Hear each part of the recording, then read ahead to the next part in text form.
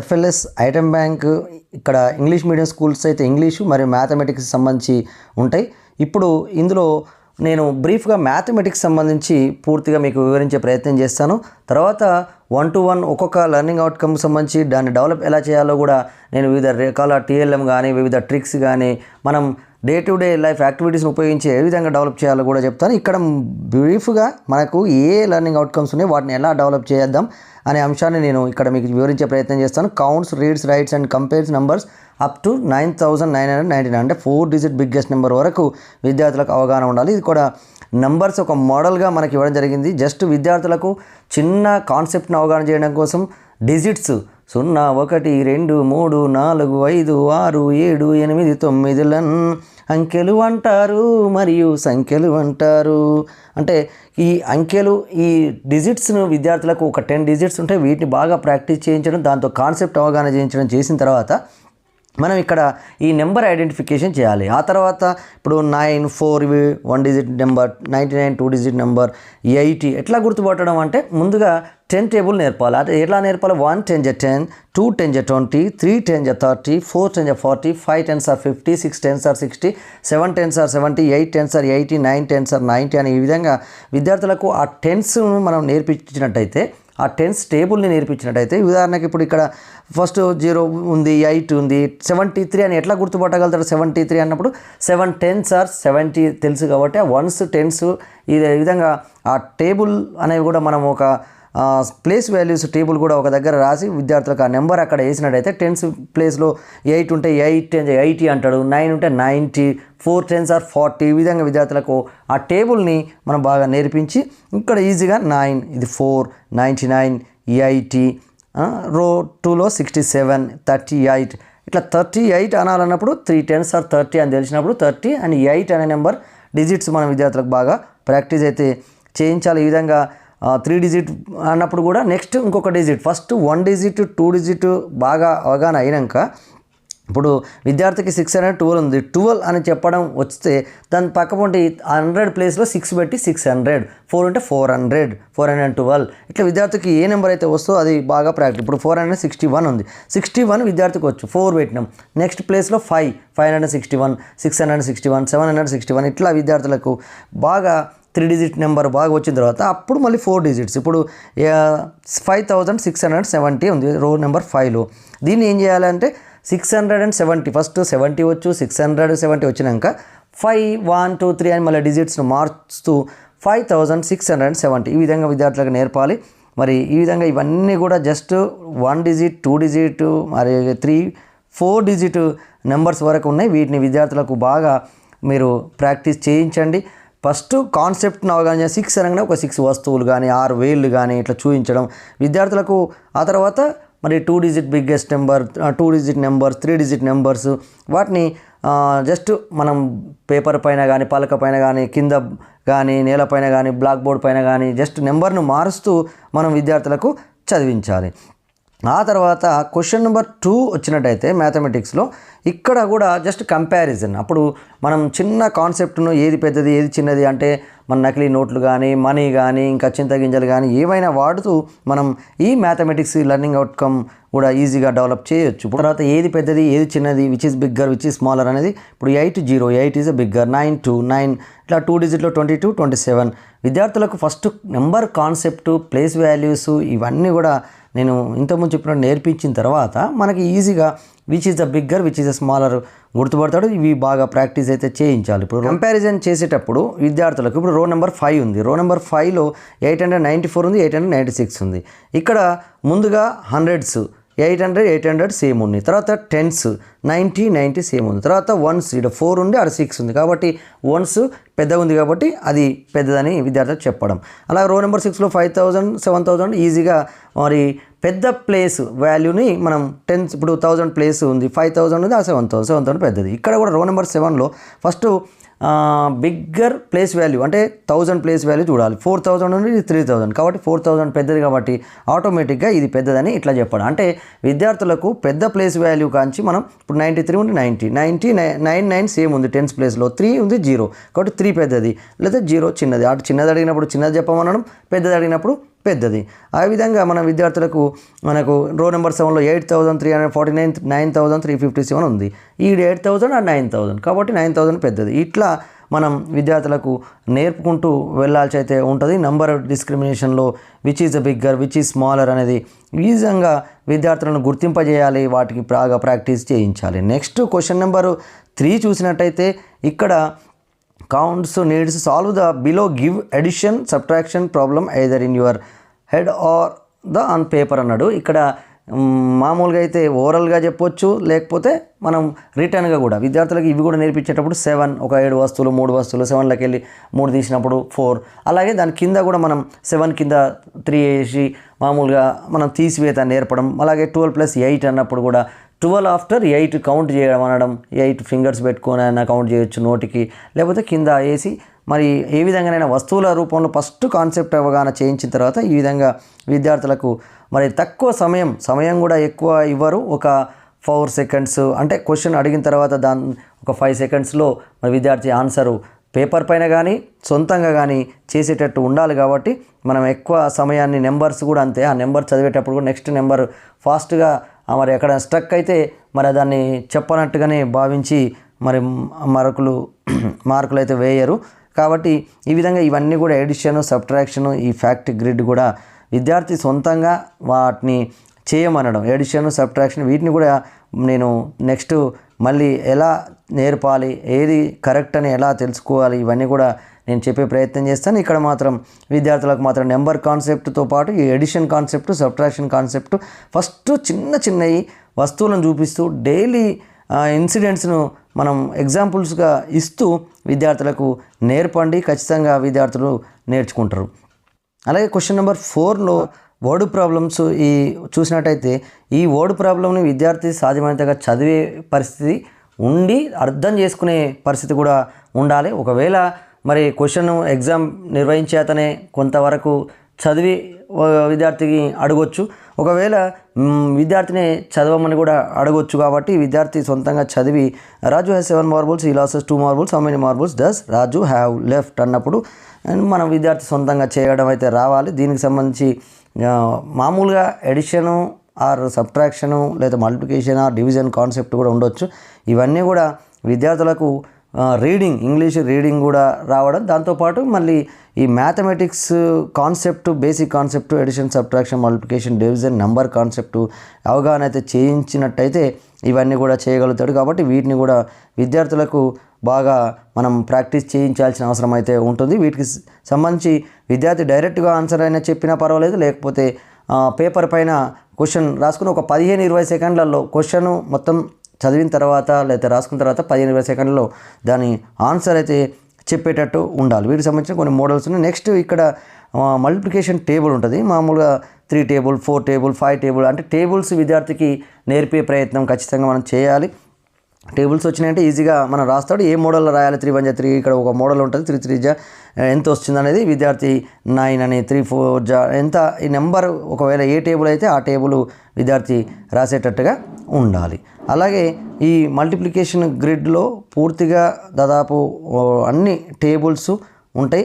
ఆ టేబుల్స్ అయితే విద్యార్థి ఖచ్చితంగా మరి చేయాల్సిన అవసరం అయితే ఉంటుంది. ఇప్పుడు 5 1 5 3 15 మళ్ళీ నెక్స్ట్ 6 3 ఎంతనో ఆ 6కి ఎదురుగా రాయడం అంటే విద్యార్థికి ఆ మోడల్ కూడా మనం నేర్పాలి. ఏ విధంగా రాయాలి అనే అంశాన్ని కూడా మనం విద్యార్థులకు ఈ మోడల్ ఇచ్చి నేర్పాలి. ఇవి మామూలుగా వాటి ఆన్సర్స్ ఇందులో ఉన్నాయి. నెక్స్ట్ క్వశ్చన్ నెంబర్ 5Bలో ఇక్కడ కూడా కొన్ని రాత లెక్కలు ఉన్నాయి. There are 6 bags, each bag has 2 apples, how many apples are there in all అన్నప్పుడు ఇక్కడ మల్టిప్లికేషన్ కూడా విద్యార్థి సొంతంగా అవగాహన చేసుకొని చేయాల్సి ఉంటాయి. Cow has 4 legs, how many legs do 3 cows అంటే 4 3s are 12 అని 12 లెగ్స్ ఉంటాయని చెప్పేసి విద్యార్థి చెప్పగలగాలి. ఈ విధంగా వర్డ్ ప్రాబ్లమ్స్ మామూలుగా మల్టిప్లికేషన్ మరియు డివిజన్కి సంబంధించిన వర్డ్ ప్రాబ్లమ్స్ కూడా ఇక్కడ ఉన్నాయి. ఇప్పుడు bundle of 15 straws divide into bundle with 6 straws అన్నప్పుడు స్టూడెంట్ ఖచ్చితంగా డివిజన్ అయితే చేసుకోగలగాలి. ఇదంతా డివిజన్కి సంబంధించినవి. ఆ విధంగా విద్యార్థి ఆ డివిజన్ చేసుకున్న తర్వాత మనం ఆన్సర్ మాత్రం చెప్పగలిగేటండి. నెక్స్ట్ ఇక్కడ గడియారం ఉంది. ఇక్కడ గడియారంలో మొదటి గడియారం ఇప్పుడు ఎంత అవుతుంది అన్నప్పుడు విద్యార్థికి total 60 seconds equal 1 minute, 60 minutes are equal to 1 hour అని విద్యార్థికి అయితే అవగాహన ఉండాలి. మరి each number has 5 seconds or 5 minutes. ఇప్పుడు మామూలుగా ఎంత అవుతుంది, స్మాల్ హ్యాండ్ ఉంది, తర్వాత minutes hand, hours hand, seconds hand, ఇక్కడ కేవలం మినిట్స్ అండ్ అవర్ హ్యాండ్ అయితే ఉంటుంది. కాబట్టి ఇక్కడ 10 minutes past 10 అని విద్యార్థి చెప్పగలగాలి. ఇక్కడ విద్యార్థి ప్రాక్టీస్ చేయించాలి. ఇక్కడ 30 minutes past 3 అంటే 3:30 అని చెప్పొచ్చు, కానీ యాక్చువల్గా కరెక్ట్ ఆన్సర్ అంటే 30 minutes past 3. ఇక్కడ థర్డ్ది కొంత అంటే అవర్స్ అండ్ కొంత తప్పు కూడా ఇవ్వడం జరిగింది. కొంచెం అవర్స్ అండ్ 12:02కు కొద్దిగా క్రాస్ ఉండాలి, 12:25 అవుతుంది. లేకపోతే 11కి ఇటు ఉంటే 11:25 అని చెప్పవచ్చు, 25 minutes past 11 అనొచ్చు. కానీ ఇక్కడ కొద్దిగా కన్ఫ్యూజన్ ఇవ్వడం జరిగింది పిక్చర్.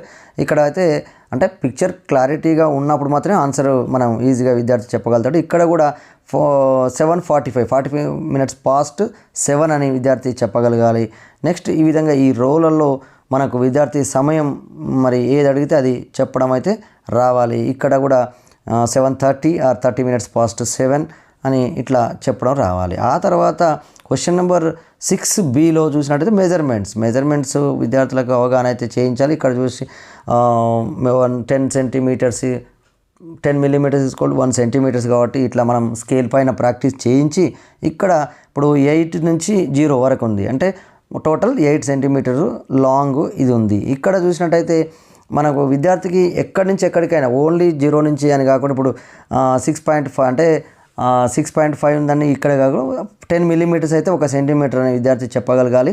అలా చూసుకొని 1 ఇప్పుడు 2 3 centimeters ఉంది ఇక్కడ, అంటే 3.5 నుంచి 6.5 మధ్యలో పెన్సిల్ ఉంది కాబట్టి ఇక్కడ 3 centimeters అని విద్యార్థి గుర్తించగలగాలి. ఇక్కడ కూడా అంతే, ఇక్కడైతే డైరెక్ట్ 0 కాంచి ఉన్నప్పుడు ఏం ప్రాబ్లం ఉండదు, ఖచ్చితంగా ఇది 4 కాబట్టి 4 centimeters. ఇక్కడ 0 కాంచి ఉంది కాబట్టి ఇది కూడా ఈజీగా ఇది 11 centimeters అని చెప్తాడు. ఇక్కడ మాత్రం ఇక్కడ 2.5 కానీ లేకపోతే నెక్స్ట్ 2.5 కాకుండా 2.7 అట్లా అక్కడ దాకా ఉంది కాబట్టి ఆ నుంచి అంతవరకు ఎంత ఉందనేది విద్యార్థి ఎన్ని మిల్లీమీటర్స్ ఫస్ట్ సెంటీమీటర్స్ పూర్తి కొలిసి అటువైపు మిల్లీమీటర్స్ ఇటువైపు మిల్లీమీటర్స్ అన్నీ కలిసి విద్యార్థి కౌంట్ చేయడం అయితే రావాలి. ఈ విధంగా విద్యార్థులకు జస్ట్ లెంత్ మనం కూడా డిఫరెంట్ ఆ స్కేల్ పైన మన పెన్సిల్ను డిఫరెంట్ ప్లేస్లలో పెట్టి విద్యార్థులకు బాగా ప్రాక్టీస్ చేయించాల్సిన అవసరం అయితే ఉంది.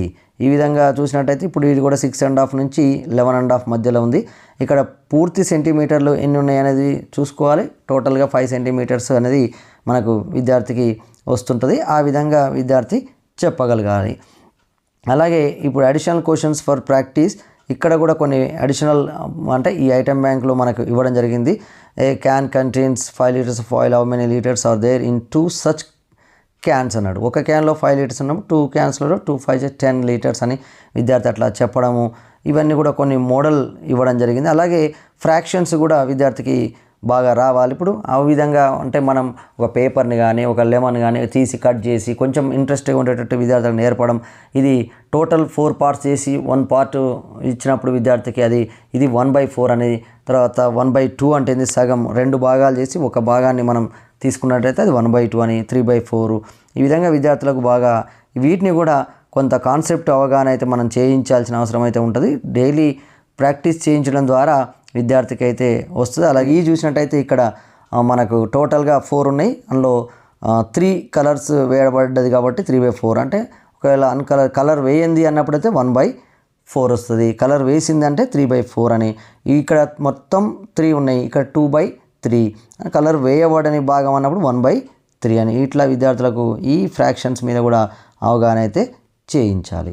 ఈ ఫ్రాక్షన్స్ మామూలుగా అయితే సర్కిల్ షేప్లో ఉండొచ్చు, తర్వాత ఇలా పిక్చర్స్ రూపంలో ఉండొచ్చు, ఇలా ఏ విధంగా అయినా ఉండొచ్చు. ఇప్పుడు ఇట్లా జెండా మోడల్లో ఉండొచ్చు. మొత్తం మీద 3 ఉన్నాయి, 3 parts ఉన్నాయి, 2/3 కలర్ వేయబడిన భాగము ఏ కలర్ అని ఇట్లా వచ్చిన అతను ఏ విధంగానైనా దాన్ని అడగొచ్చు. తర్వాత ఇవన్నీ కూడా ఈ ఫ్రాక్షన్స్ సంబంధించింది. టోటల్గా ఇక్కడ టోటల్ 4 flowers ఉన్నాయి, 3 flowers తీసుకొని 3/4 అని ఇట్లా డిఫరెంట్గా మనం మ్యాంగోస్ ఇక్కడ 4 mangoes ఉన్నాయి, 3/4 అన్నప్పుడు మొత్తం 4 ఒక 3 కలర్ వేయమనడము, అలా కలర్ వేసిన భాగాన్ని చెప్పడం, మామూలుగా ఒక ఫ్రాక్షన్ ఇస్తే దానికి ఆ కలర్ వేయమనడం, ఇట్లా బాగా ప్రాక్టీస్ చేయించాలి. క్వశ్చన్ నెంబర్ 8లో చూసినట్టు ప్యాటర్న్ ఉంది. ఇది మామూలుగా గురుకుల నవోదయ ఎక్కువగా మామూలుగా ఏదైనా కాంపిటీషన్ ఎగ్జామ్స్లో అడుగుతుంటారు. ఇక్కడ సర్కిల్ ఉంది, స్టార్ సర్కిల్ స్టార్ సర్కిల్ తర్వాత నెక్స్ట్ ప్యాటర్న్ ఏమొస్తుంది అనేది విద్యార్థి గుర్తుపట్టాలి. సర్కిల్ స్టార్ అనేది ఒక ప్యాటర్న్ కాబట్టి సర్కిల్ తర్వాత స్టార్. మళ్ళీ ఇక్కడ కూడా ఇది ఒక ప్యాటర్న్ ఉంది. ఏదైనా ప్యాటర్న్ అనేది ఒక 2 బొమ్మలు ఉండొచ్చు, 3 బొమ్మలు ఉండొచ్చు. అది ఎంతవరకు సేమ్గా ఒక ప్రాసెస్లో వస్తుందో అది. ఇక్కడైతే 2 ఉన్నాయి. ఇక్కడ ఇవన్నీ కూడా ఈ మోడల్. నెక్స్ట్ నెంబర్స్ మోడల్ కూడా 14, 15, 16 నెంబర్ తర్వాత 17 ఇలా 45 ఇట్లా ఉంటుంది. 65 తర్వాత మళ్ళీ 85 ఉంది. ఇక్కడ 10 యాడ్ చేయడం జరిగింది. 65 తర్వాత 75 అట్లా 300, 400, 500 ఈ విధంగా ప్యాటర్న్ విద్యార్థి అయితే అర్థం చేసుకోవాలి. ఇక్కడ కూడా ఒక 2 బొమ్మలు ఉన్నాయి. First picture, second picture, first second. Next pattern కూడా అది ఏది వస్తుంది అనేది ఈ విధంగా విద్యార్థి చెప్పగలగాలి. అలాగే ఇక్కడ 23 తర్వాత 24 ఈ విధంగా ఇవన్నీ కూడా ఉన్నాయి.